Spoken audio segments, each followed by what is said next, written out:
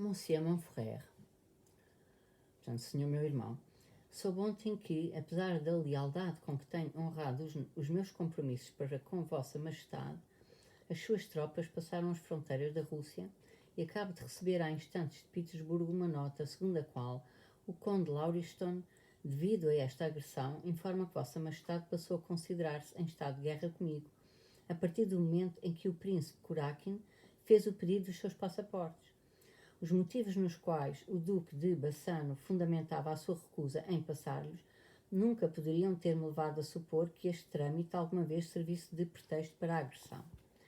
Com efeito, este embaixador nunca foi autorizado para tal, como ele próprio declarou, e logo fui informado, dei-lhe a saber o quanto desaprovava, dando-lhe a ordem de ficar no seu posto. Se Vossa Majestade não tem a intenção de derramar o sangue dos nossos povos por um mal-entendido deste género e consente em retirar as suas tropas, considerarei o que se passou como se não tivesse acontecido e será então possível um acordo entre nós. Caso contrário, Vossa Majestade ver-me-é forçado a ressachar um ataque que nada da minha parte provocou. Depende ainda de Vossa Majestade evitar à humanidade as calamidades de uma nova guerra. Sou, etc., assinatura Alexandre. 4. No dia 13 de junho, às 2 da madrugada, Sua Majestade mandou chamar Balachov e, depois de lhe ler a carta para Napoleão, deu-lhe ordem para entregar em mão ao imperador francês. O imperador voltou a repetir a Balachov as palavras de que não faria a paz enquanto na terra russa permanecesse um único inimigo armado, dando-lhe também a ordem de, obrigatoriamente, transmitir estas palavras a Napoleão. Sua Majestade não escreveu estas palavras na carta porque o instinto lhe dizia que, no momento em que se fazia a última tentativa de reconciliação, elas eram inconvenientes. Porém, insistiu com Balachov para que as transmitisse oralmente a Napoleão.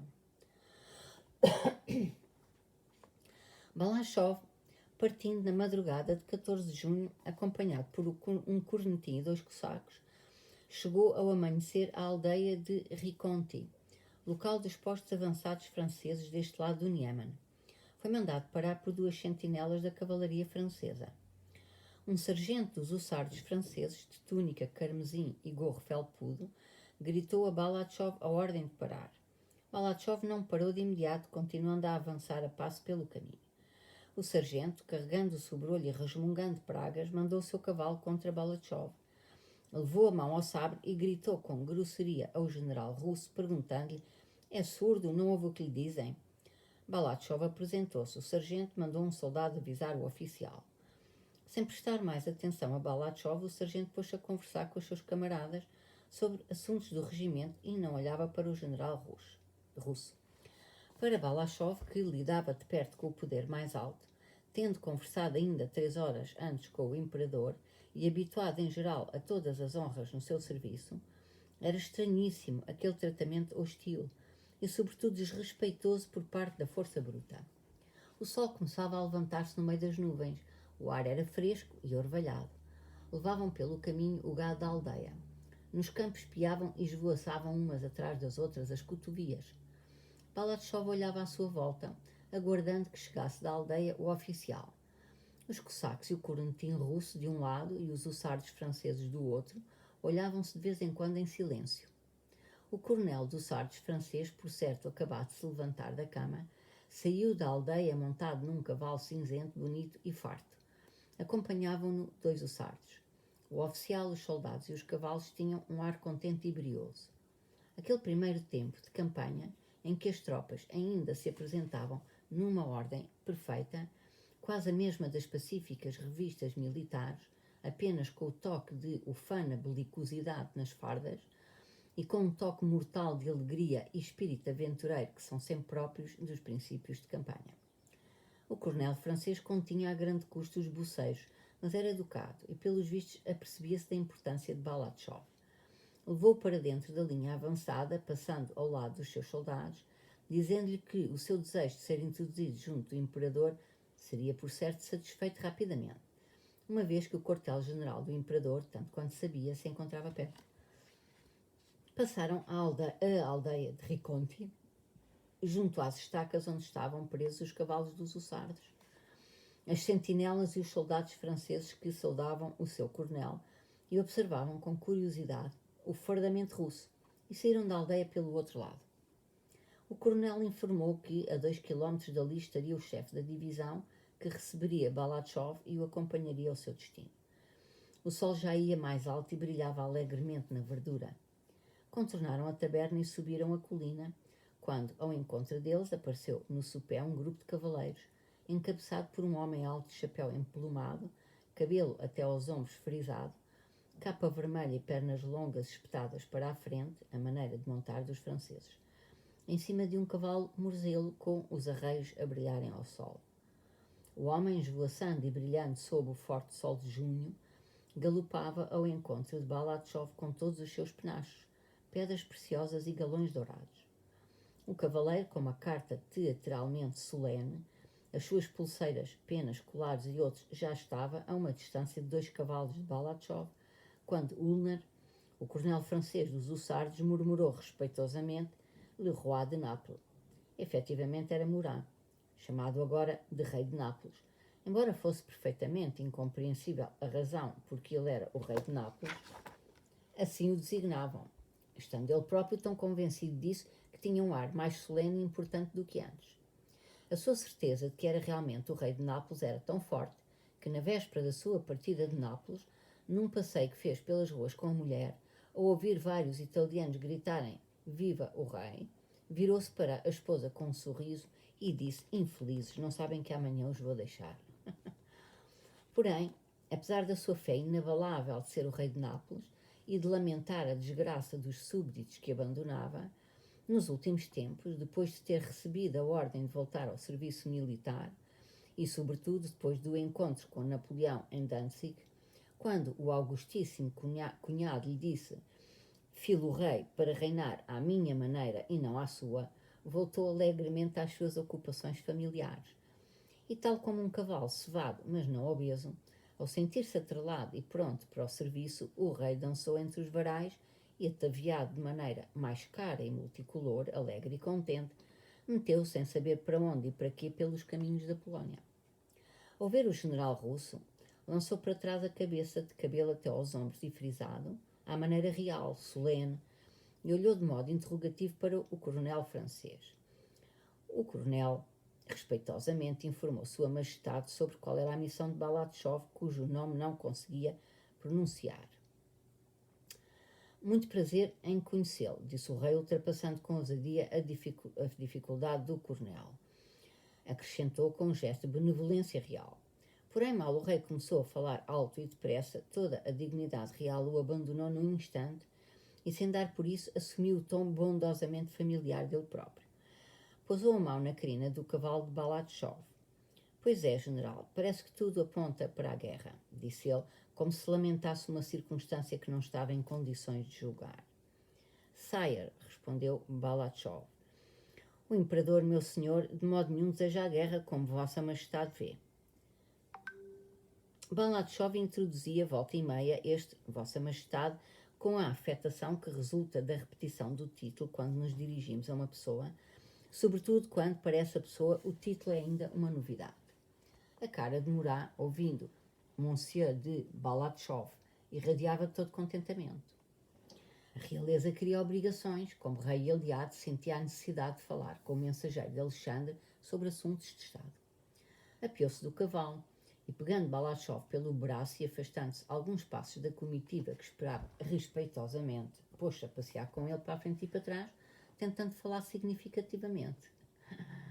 Mencionou que o imperador Napoleão se sentia ofendido com as exigências de retirar as suas tropas da Prússia, sobretudo agora que tal exigência se tornou do conhecimento de todos, o que ofendia a dignidade da França. Balachov disse que nada havia de insultuoso em tal exigência porque Murat interrompeu. "Acha então que o instigador não é o imperador Alexandre?", disse ele, derrompante, com um sorriso benevolente e estúpido. Balachov disse que por que razão achava que o responsável pela guerra era, na verdade, Napoleão. "É, meu general", voltou a interrompê-lo Murat, "desejo de todo o coração que os imperadores se entendam entre si e que a guerra, iniciada a meu despecho, termine o mais depressa possível. disse ele naquele tom em que falam os criados que, apesar da zanga entre os respectivos amos, querem continuar amigos. E com graça e espírito passou a perguntar-lhe sobre o grão-príncipe, a recordar os tempos idos que passou com ele em Nápoles. Depois, como que, lembrando-se de repente da sua dignidade real, Murat endireitou-se com solenidade, tomou a mesma pose que tivera na coroação e, abanando a mão direita, disse: "Não demore mais, general, desejo êxito na sua missão." E com o seu manto vermelho e as suas penas esvoaçando, com as joias brilhando, foi juntar-se à comitiva que o esperava respeitosamente. Balashov seguiu o caminho, acreditando nas palavras de Murat de que seria recebido sem demora por Napoleão. Porém, em vez do encontro com Napoleão, voltou a ser travado pelas sentinelas do corpo de infantaria de Davout, tal como acontecera na linha avançada perto da aldeia seguinte, sendo o ajudante de campo do comandante do corpo de infantaria, chamado pelas sentinelas, quem o levou à aldeia à presença do general Davout. 5. Davout era o Arcachev do imperador Napoleão. Um Arcachev nada cobarde, mas igualmente zeloso, cruel e que não sabia exprimir a sua abnegação que não fosse pela crueldade. No mecanismo da organização estatal, tais pessoas são tão necessárias quanto o são os lobos no organismo da natureza. E existem sempre, aparecem sempre e mantêm-se sempre, por mais incongruente que pareça a sua presença e a sua proximidade junto do chefe do governo.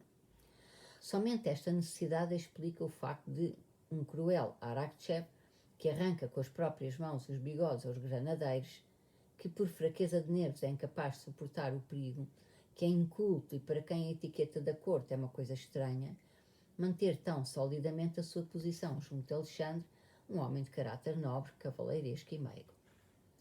Balashov encontrou-se com o Marechal Davout no barracão de uma isba camponesa, sentado em cima de uma pipa e ocupado a escrever. Verificava contas. A seu lado em pé estava um ajudante de campo. Era possível ter arranjado uma instalação melhor, mas o Marechal Davout era daquelas pessoas que escolhiam de propósito as mais soturnas condições de vida para assim terem o direito de se mostrar sombrias. Com o mesmo objetivo, tais pessoas estão sempre ocupadas e com pressa.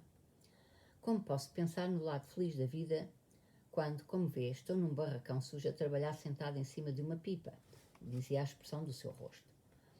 O prazer e a necessidade principais de tais pessoas consistia em, ao depararem com uma vida animada, atirarem à cara tal animação a sua atividade sombria e persistente. Davout deu-se a este prazer quando Balashov chegou junto dele. Mergulhou ainda mais no seu trabalho quando o general russo entrou e, olhando através dos óculos para o rosto de Balashov, animado pela sensação da bela manhã e pela conversa com Murat, não se levantou nem sequer se mexeu, mas carregou ainda mais o sobrolho e esboçou um sorriso maldoso. Quando reparou na impressão desagradável que a sua recepção fez surgir no rosto de Balashov, Davout levantou a cabeça e perguntou com frieza o que desejava ao senhor. Supondo que Davout tratava assim apenas porque ignorava que ele era o general ajudante de campo do imperador Alexandre e o representava perante Napoleão, Balashov apressou-se a dizer o seu título e a especificar a sua missão. Contra as suas expectativas, Davout, depois de o ouvir, tornou-se ainda mais severo e grosseiro. Então onde está o subscrito? Perguntou. Demo enviá-lo-ei ao imperador. Balashov disse que tinha ordens para o entregar pessoalmente ao imperador. As ordens do seu imperador cumprem-se no seu exército, mas aqui, disse Davout, o senhor tem de fazer o que lhe mandam. E como que, para fazer sentir ainda mais ao general russo a sua dependência da força bruta, Davout mandou o seu ajudante de campo buscar o oficial de dia. Balashov pegou no subscrito contendo a carta do imperador e pô-lo em cima da mesa. Uma mesa feita de uma porta onde se notavam os gonzos arrancados assente em duas pipas. Davout pegou na carta e leu o que estava no subscrito. Tem todo o direito de me tratar com respeito ou sem respeito, disse Balashov, mas permita que lhe diga que tenho a honra de ser portador do título de General Ajudante de Campo de Sua Majestade. Davout olhou para Balashov em silêncio e alguma emoção e embaraço que se liam no rosto deste deram-lhe um prazer visível. Ser-lhe-ão dadas as honras que merece, disse ele, e metendo o subscrito no bolso saiu do barracão. Um minuto depois entrou o senhor de Castries, ajudante de campo do Marechal, levando Balashov para o alojamento que lhe fora preparado. Balashov almoçou com o Marechal no mesmo barracão, na mesma tábua, em cima das pipas. No dia seguinte, Davout, antes de partir de manhã cedo, chamou Balatchov à sua presença e, falando gravemente, convidou-o a ficar ali, a deslocar-se com os comboios de transporte, caso estes recebessem ordem para tal, e a não falar com ninguém, a não ser com o senhor de Castries. Após 4 dias de solidão, de tédio e de consciência da sua dependência e insignificância, ainda mais sensíveis depois do ambiente de poder em que estava habituado a viver, depois de várias etapas de viagem com os comboios de transporte do Marechal e com as tropas francesas que invadiam todo o terreno, Balatchov foi parar a Vilna, ocupada agora pelos franceses, entrando pelas mesmas portas da cidade por onde saíra 4 dias antes. No dia seguinte, o Kammerherr do imperador, Monsieur de Turenne, foi ter com Balatchov e transmitiu-lhe o desejo do imperador o honrar com uma audiência. No prédio para onde conduziram Balatchov, onde 4 dias antes estavam sentinelas do regimento Preobrazhensky, estavam agora 2 granadeiros franceses com fardas azuis abertas no peito e gorros felpudos, uma escolta de hussardos e ulanos e uma brilhante comitiva de ajudantes de campo, pajens e generais que, rodeando um cavalo de sela e um mameluco Rustam, aguardavam a saída de Napoleão. Napoleão ia receber Balatchov na mesma casa de Vilna de onde o general fora mandado por Alexandre.